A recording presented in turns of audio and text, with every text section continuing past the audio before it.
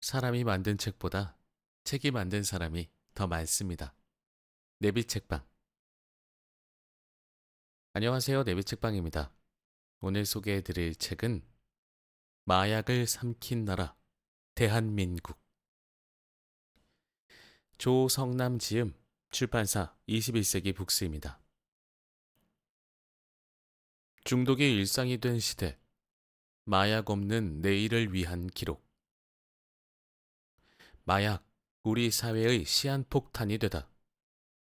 40년간 마약 중독 치료의 최전선에서 현장을 이끈 조성남 마약관리센터장의 대한민국 마약의 덫을 피하는 법. 네, 아마도 뉴스를 통해서 이 마약 사건에 관해서 충격적인 소식들을 종종 들으셨겠지만 제 생각에는 다 밝혀지지 않았거나 다 알리지 않은, 알리지 않으니 더 정확할 수도 있겠네요. 네, 우리에게 숨기고 있는 마약 사건들도 굉장히 많을 것이라고 저는 생각을 합니다. 어쩌다가 대한민국이 마약 국가가 되었을까요? 저는 감히 조심스럽게 그런 표현을 쓰겠습니다. 대한민국은 더 이상 마약의 청정지대가 아니다.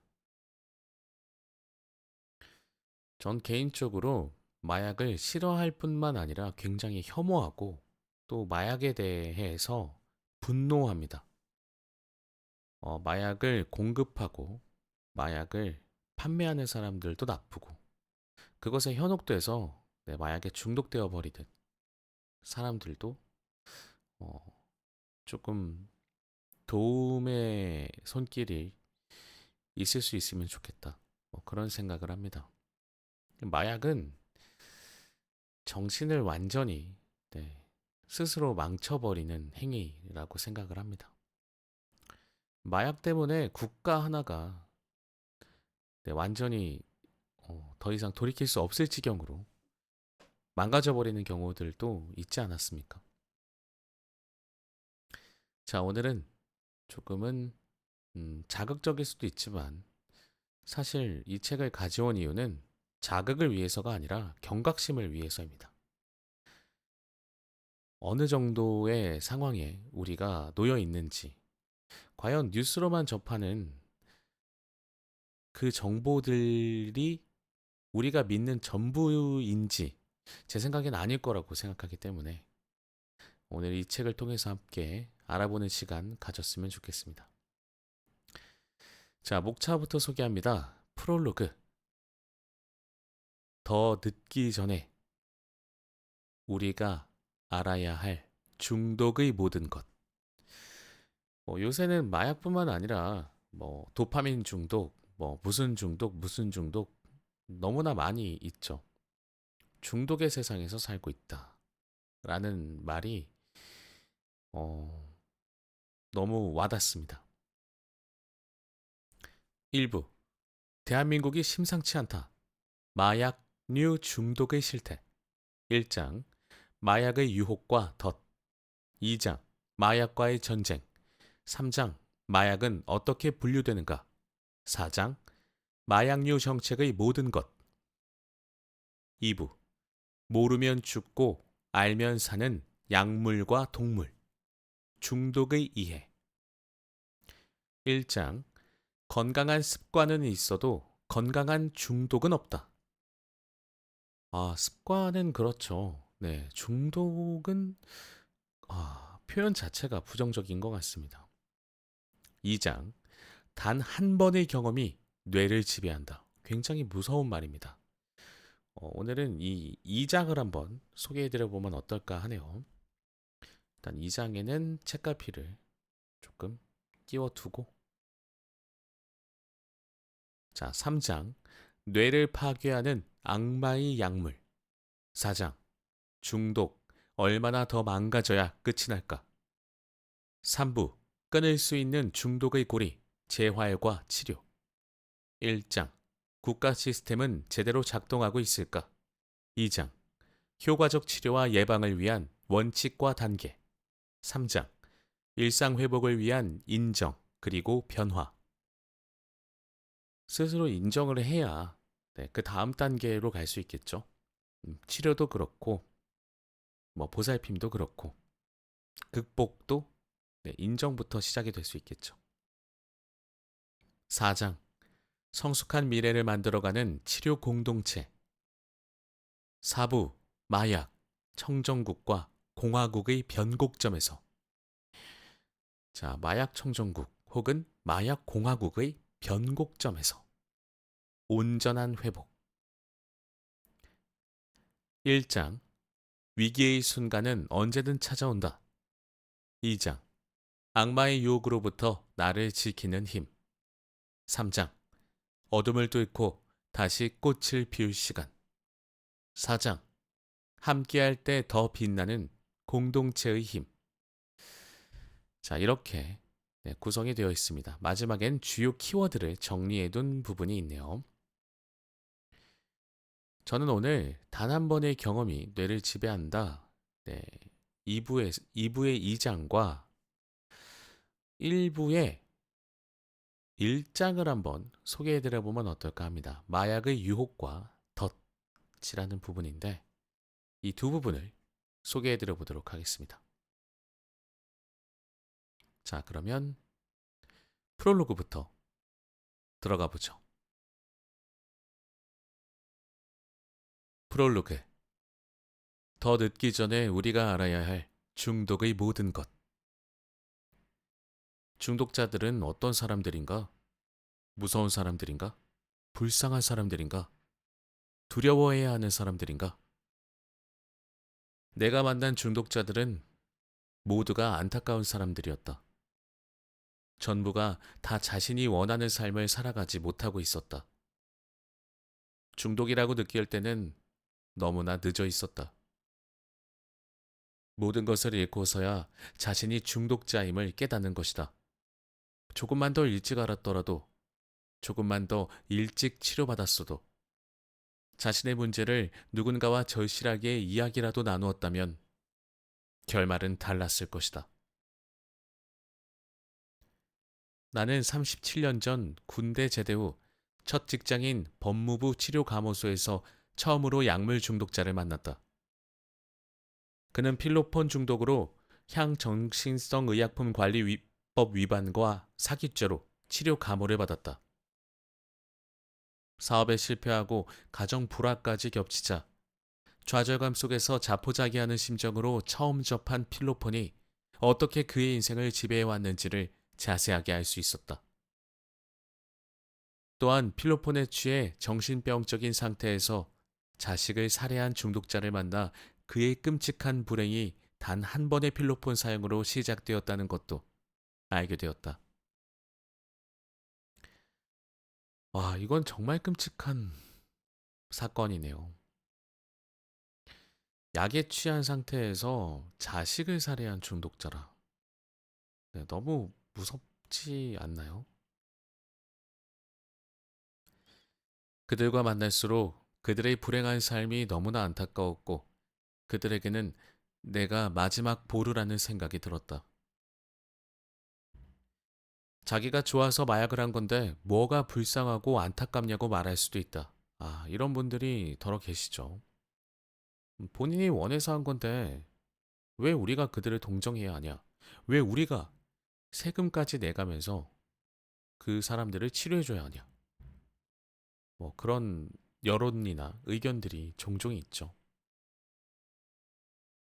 맞다. 불법인지를 알면서 시작한 것 자체는 분명 잘못이다. 그러나 그 누구도 중독이 되고 싶어 시작한 것은 아니다. 자기도 모르게 한 번, 두 번 반복하면서 점차 깊은 중독의 늪에 빠지게 되고 정신을 차릴 때는 이미 너무 늦어 있었다. 내가 만난 중독자 대부분은 가족 없이 혼자 살고 있다. 모든 가족이 다 내 곁을 떠나고 나서야 정신이 든다. 가족들이 다 곁을 떠나고 나면 그때서야 참 모든 것을 잃고 나서야 깨달을 수밖에 없는 것이 인간의 숙명일까요? 그 전에 깨달을 수 있다면 참 좋겠습니다. 친구들도 다 떠나고 소위 약물 중독자들만 주변에 남아 있어 재발하지 않으려고 해도 그러기가 어렵다. 대부분이 모든 재산을 잃고 일할 의욕 또한 잃은 상태에서 좌절감에 자포자기하며 재발을 반복한다. 모든 치아를 잃고 아이고 엉망이 된 신체와 의심병, 불안, 공황, 우울감에 휩싸여 지내는 것은 기본이고 일부는 심한 정신병에까지 이르게 되며 20에서 30%는 결국 극단적 선택으로 생을 끊는다. 이들은 절대로 모든 것을 포기할 만큼 마약이 좋아서 하는 것이 아니다.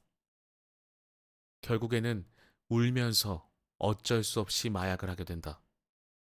그리고 이 모든 것은 단 한 번의 호기심에서 시작된다. 자, 이 부분엔 밑줄을 긋겠습니다. 결국에는 네. 단 한 번입니다. 한 번. 다만 그 한 번의 시작이 얼마나 무서운 것인지 전혀 짐작하지 못했을 뿐이다. 사람이 무엇인가에 중독되는 것은 딱 한 번입니다. 한 번. 그 한 번에 내 인생이 너무나 많이 바뀔 수 있다는 것인데, 저는 뭐, 마약 같은, 네, 이런 것도 물론 너무나 위험하고 하면 안 되는 행동이겠지만, 요새 우리나라를 봤을 때는, 네, 권력도 비슷하지 않을까. 권력을 한번 잡았을 때, 나에게 권력이라는 것이 생겼을 때, 그것을 휘두르면서 느끼는 그 쾌감, 그것도 그 한 번의 시작이 문제가 되지 않나 싶습니다. 우리는 암을 알아보지 않아도 암이 얼마나 무서운 질병인지 또 어떻게 진행되는지를 너무나 잘 알고 있기에 암에 걸리지 않기 위해 스스로 예방하고 노력하며 설령 발견되더라도 초기에 적극적으로 치료를 받으려고 한다. 중독 역시 한 번만 해본 것 뿐인데 왜 계속 반복하게 되는지 나도 모르는 사이 급속히 진행되면서 결국 비참한 말로를 겪게 되는 얼마나 무서운 질병인지를 미리 알아둘 필요가 있다. 질병은 의지만으로는 해결하기 어렵다. 전문적인 치료를 통해서만 회복할 수 있다. 모든 중독자들도 한때는 평범한 삶을 살아가는 평범한 사람이었다. 한 번의 호기심으로 중독이라는 질병이 시작되었고, 자신도 모르는 사이 모든 것을 잃은 뒤에야 후회하게 된다는 게 문제다. 이 책을 통해 독자들에게 중독이 어떤 질병인지를 구체적으로 알림으로써 스스로 예방할 수 있도록 도움을 주고 싶다. 또한 중독자들에게는 이 책을 통해 제대로 된 치료를 제공하는 기회가 되기를 바란다. 2025년 3월 조성남. 네. 앞에 목차에서도 확인했듯이 우리가 어떻게 마약을 조심해야 하는지, 그리고 혹시라도 마약에 중독이 되었다면 어떻게 치료해야 하는지를 저자분께서 다시 한번 얘기하고 계시는데, 다행스럽게도 치료법이 있는 것 같습니다. 그러니까 저는 사실 마약 같은 것은 치료를 받아도 다시 재범이라고 해야 될까요? 네, 마약이 범죄니까 재범자들이 많고 결국에는 끊지 못해서 음, 불행한 삶을 살게 된다. 뭐 이런 식으로 인식을 가지고 있는데 치료법이 있나 봅니다. 솔직히 제 생각에는 뭐 치료법이 있다라고 말씀을 드리는 것조차 조심스러운 것이 치료법 있으니까 하면 되지 않을까? 혹시라도 이런 생각을 하시는 분들이 계실까봐 치료법을 말씀드리기보단 예방법을 더 강조해서 말씀드리면 좋지 않을까 싶습니다. 자, 그러면 1장, 1부의 1장입니다. 마약의 유혹과 덧. 가족과 맞바꾼 아편의 유혹. 앞서 소개했던 내용인 것 같습니다. 네, 사연인 것 같습니다. 정신건강의학과 전문의로서 마약류 중독자들을 만나고 또 그들을 치료한 지 37년 정도 되었다. 그러므로 내가 치료했던 환자의 90%는 마약류 중독자였다.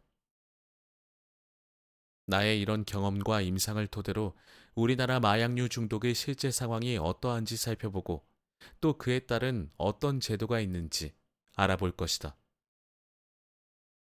또한 마약류 중독이 어떤 질환인지, 왜 한 번 중독되면 반복할 수밖에 없는지 그 기전과 피해에 대해서도 알아보고 나아가 마약류 중독의 치료와 회복에 대해서도 상세하게 짚어볼 것이다. 먼저 일부에서는 우리나라 마약류 중독의 실태를 살펴보고 그와 관련해 어떤 제도가 있는지 알아보자. 우리나라는 과연 마약의 안전지대인가 아니면 위험한 나라인가에 대해서는 논란이 많다. 몇 년 전까지만 해도 우리나라는 마약의 안전지대라고 자부하면서 정부에서도 단속 위주일 뿐 치료나 재활에는 크게 관심을 두지 않았었다. 그런데 우리나라 역사를 보면 광해군 3년, 1611년에 이미 아편의 약효나 제조법이 소개되기 시작했다. 특히 구한 말에는 중국의 영향으로 인해 아편 흡연을 남용하는 사람들이 많아지면서 이를 당연시하는 풍토가 조성되기도 했다. 중국은 아편 전쟁으로 나라가 망한 역사가 있다. 그렇죠. 나라 하나가 이 마약 때문에 망해버리기도 합니다. 1840년 아편 문제를 둘러싸고 청나라와 영국 사이에 일어난 전쟁으로 1842년에 청나라가 패해 난징 조약을 맺음으로써 전쟁이 끝났다. 자, 이것은 아편 전쟁에 대한 설명입니다. 네, 역사를 아시거나 모르시더라도 아편 전쟁이란 말은 한번 들어보셨을 것 같네요. 아편은 덜 익은 양귀비 열매에 상처를 내 흘러나온 즙액을 굳혀 말린 고무 모양의 흑갈색 물질이다. 여기에는 모르핀을 비롯해 30가지 이상의 알칼로이드가 포함되어 있다. 자, 알칼로이드가 뭘까요? 한번 검색을 해볼까요? 일단은 넘어가겠습니다. 진통제, 진경제, 마취제, 지사제 등으로 쓰이는 강한 중독을 일으키는 물질입니다. 오늘날 약용 이외의 사용을 법으로 엄격하게 금지하고 있다. 일제강점기인 1914년에는 조선총독부에서 아편 단속 법령을 발표하기도 했다. 그러다가 1925년에는 아편을 전매 작물로 허용하기 시작했고, 그러면서 아편 중독자들이 급격히 확산되었다. 해방 이후에도 진통제나 기침약으로 사용하던 대부분의 약이 아편 제제였는데, 이렇게 처음에는 아편을 치료제로 투여하다가 점차 거기에 중독되는 경우가 아주 많았다. 저도 정확하게 기억은 안 나는데 어릴 때 시골에서 배가 아프거나 하면 시골에 계신 친척분들이 그 어르신들이 동글동글한 무슨 환약 같은 걸 주셨거든요. 환단. 그 동그란 알약 같은 거. 근데 그게 양귀비 씨앗이었나? 아무튼 그랬던 기억이 나요. 그 당시에는 시골에서는 그런 것들을 좀 약용으로 사용하시고는 했다는 걸로는 알고 있습니다. 물론 지금은 절대로 그렇게 하면 안 되겠지만. 이후 우리나라는 한국전쟁을 겪으면서 많은 수의 부상자가 발생했고, 이들을 수술하고 치료하는 과정에서 모르핀 등 많은 약의 마약성 진통제를 사용했다. 모르핀은 아편의 주 성분으로 냄새가 없으며 맛이 쓰고 물에 잘 녹지 않는 무색의 결정체다. 중추신경계에서 통증 자극을 전달하는 신경 전달 물질의 분비를 억제해 진통 효과를 일으키는 마약성 진통제이며 마약으로 지정되어 있다. 그 당시 모르핀 등의 마약성 진통제를 다량 사용하면서 그에 따른 부작용으로 약물에 중독되는 사람들이 많아지자 메타돈이라는 합성 마약을 대체 약물로 사용했다. 아편제제는 금단 증세가 극심해서 갑자기 끊으면 엄청난 고통을 감당해야 하기 때문이다. 메타돈은 이렇게 모르핀이나 헤로인에 의존하는 환자의 금단 증세를 치료하는 데 사용되었다. 그 시대를 배경으로 한 영화나 소설을 보면 아편 중독자들이 금단 증세에 고통스러워하면서 이를 견디지 못해 어떻게든 아편을 구하려고 자기 부인과 딸을 팔기까지 하는 장면이 등장하기도 한다. 아편을 하기 위해서라기보다 죽을 것처럼 고통스러운 금단 증세를 견딜 수 없어 가족과 아편을 바꾸는 지경에 이르는 것이다. 정말 마약이 이렇게까지 끔찍하고 무시무시한 것이라는 거.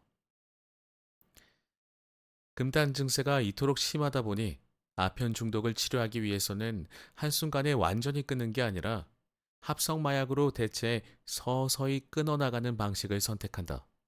이를 메타돈 대체 요법이라고 한다.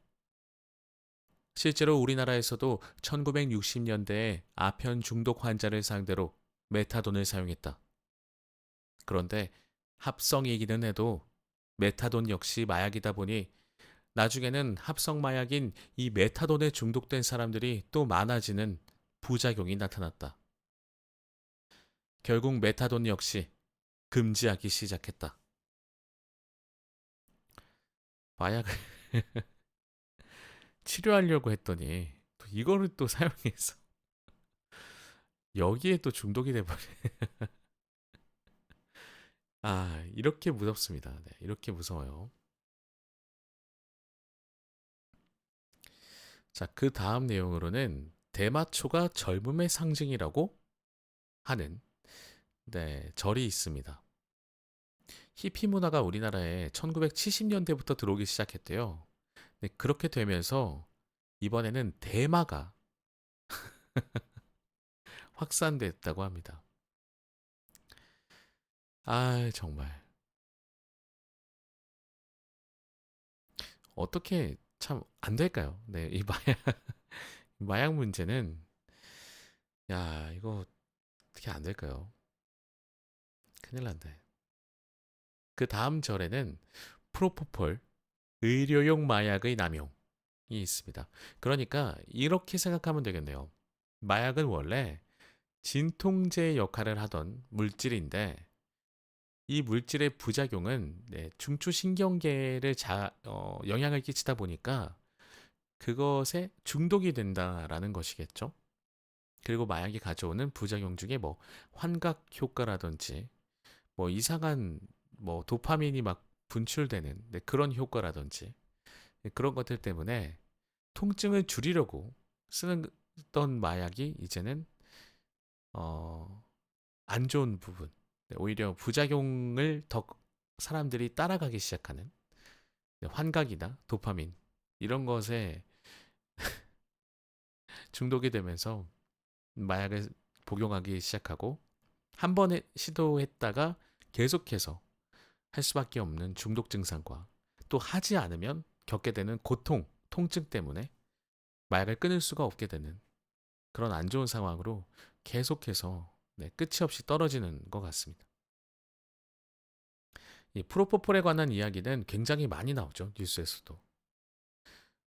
하필이면 또 의료용 진통제라고 해야 될까요? 그러다 보니까 의료용으로 사용이 되고 있다 보니까 계속해서 이것에 관한 사건 사고가 일어나는 것 같네요.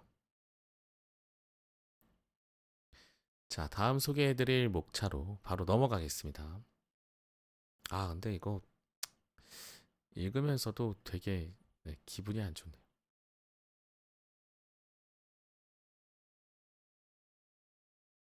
자, 2부의 2장입니다. 단 한 번의 경험이 뇌를 지배한다. 좋은 것에 좋은 경험을 한번 하고 나서 그러니까 마약 같은 거 말고 남을 도와준다든지 왜 그런 것에도 중독이 됐으면 좋겠습니다. 뭐 화를 낼 수 있는 상황이지만 또 화를 참았다든지 그런 것에도 좀 중독이 됐으면 좋겠네요. 아, 아무래도 독으로 약을 만드니까라고. 네, 그렇죠. 독으로 약을 만들죠. 독과 약은 정말 종이 한 장 차이라. 뭐 이런 얘기도 들은 기억이 나네요. 자, 우리 모두 좋은 것에 착한 행동, 착한 행동에 중독이 되어 보면 어떨까요? 뭐 가족들에게, 뭐 친구들에게 착한 행동을 할 때마다 막 내가 기분이 너무 좋은 거지. 아, 그랬으면 좋겠다. 그러면 싸울 일도 없고 누군가를 험담할 일도 없고 비난하는 일도 없고 미워할 일은 더더욱 없겠고 그러겠죠. 자, 읽겠습니다. 단 한 번의 경험이 뇌를 지배한다. 아, 너무 무섭습니다. 다정함 중독되세요. 라고. 네, 여러분들 다정함에 중독되십시오. 누군가에게 다정함을 베풀므로써 나눠줌으로써 그 따뜻함을 전파시키는 것에 중독이 되셨으면 합니다. 와, 이 말이 좀 무섭습니다. 시작부터. 단 한 번의 경험이 뇌를 지배한다라고 했는데 보상회로가 작동하는 순간. 와, 무섭습니다. 소개하겠습니다. 중독은 만성 질환인 동시에 뇌 질환이다. 우리의 뇌는 대뇌, 소뇌, 척수, 후두부 등 뇌의 부위별로 각각의 역할이 존재한다. 그래서 뇌의 어떤 부분이 손상되었는지에 따라 그 증상이 다르게 나타난다.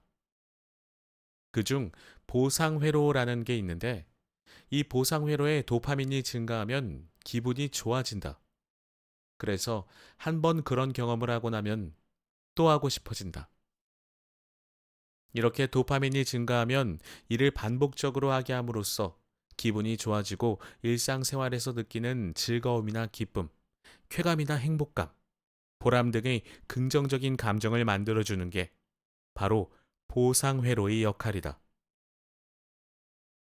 그래서 이 부위는 쾌감 중추라는 별명을 가지고 있다. 그런데 이 부위가 손상되면 어떻게 될까? 삶이 시들해진다. 뭘 해도 재미가 없고 즐겁지 않다. 그러다가 행위나 물질을 통해 보상회로에 일시적으로 과도하게 도파민이 활성화되면 기분이 좋아지고 이를 한 번 맛보면 반복하는 중독이 되는 것이다. 그래서 보상회로를 중독 중추라고도 한다. 음, 그러니까 우리는 무엇이든지 간에 이 보상을 바라면 안 됩니다. 보상을 바라고 어떤 행동을 해서는 안 돼요. 아, 물론 근로나 그런 것에서는 보상이라고 얘기하면 좀 그렇죠. 내가 일을 한 만큼 돈을 버는 거니까 그것은 그냥 근로, 뭐 급여, 뭐 어떤 소득 이런 식으로 생각했으면 좋겠는데 그리고 그것이 당연히 보장이 되는 사회였으면 좋겠는데 보상은 좀 다른 의미 아닌가?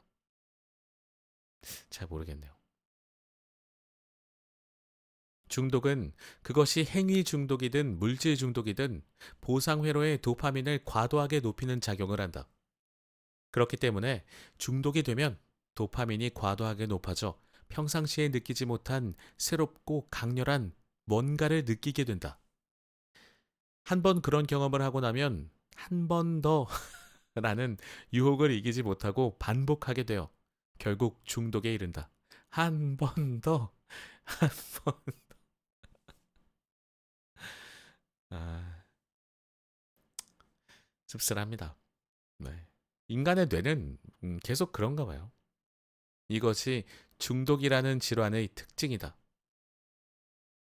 보상회로는 1954년에 생리학자인 피터 밀너와 제임스 올즈가 쥐를 대상으로 한 전기자극 실험 중 우연히 발견했다. 뇌의 특정 부위를 전기자극하자 보상 효과가 있었다. 다시 말해, 쥐 뇌의 어떤 부위를 자극하자 쥐는 그 자극을 받으려고 어떤 행동을 반복하더라는 것이다. 이는 생존과 관련이 있는데 우리는 어떤 행동을 반복해야 삶을 영위할 수 있다. 예를 들어, 배가 고프면 뭔가 먹고 싶어지고, 먹고 나면 만족감을 느낀다. 음? 먹고 나도 또 먹고 싶죠. 난 분명 저녁을 방금 먹었는데, TV나 핸드폰에서 뭔가 음식을 먹고 있는 장면을 본다든지, 혹은 뭐 음식 광고를 본다든지, 그랬을 때 나는 또 먹고 싶죠. 우리는 이 행위를 반복적으로 하게 되고, 그럼으로써 생존이 가능해진다. 만약에 배고픔을 느끼지 못하거나 뭔가를 먹어도 만족감을 느끼지 못한다면 인간은 먹는 행위를 하지 않게 되어 결국 굶어 죽게 되고 인류는 멸종한다. 성관계도 마찬가지다. 사람이든 동물이든 남녀 간의 이 행위가 이루어져야만 종족 번식이 가능하고 동물이든 식물이든 모두가 이 종족 번식의 본능을 가지고 있다. 그래서 성관계를 하면 기분이 좋아지고 그 기분 좋은 경험을 하고 나면 이를 반복함으로써 종족을 번식할 수 있게 된다. 그렇군요. 기분이 좋아져서 계속 종족 번식을 하게끔 이 신체가 뭔가 설정이 되어 있는 걸까요? 야, 이거 하면 기분 좋잖아. 그러니까 계속해. 그러면 자연스럽게 종족 번식이 되니까. 모든 생명체가 혹시 그럴까요? 궁금합니다. 그렇지 않고 성관계가 고통스러운 경험이라면 누구도 이를 반복하려 하지 않을 테고 그러면 번식이 이루어지지 않아 결국 인류는 멸종하게 된다. 이런 반복적인 행위를 해야만 살아갈 수 있고 그것을 만들어주는 게 보상회로다. 그런데 이런 현상은 특정 물질을 투여하는 것으로도 유발된다. 아, 마약류 중독은 보상회로의 도파민을 과도하게 증가시키기 때문에 평소보다 더 자극적인 쾌감을 느끼게 한다. 이런 기분을 한 번이라도 맛보면 그 기억을 잊지 못해 반복하게 된다. 쥐를 폐쇄된 공간에 놓아두고 혈관에 주사 바늘을 꽂아 레버를 누르면 혈관 속으로 코카인이 투여되도록 장치를 만들었다.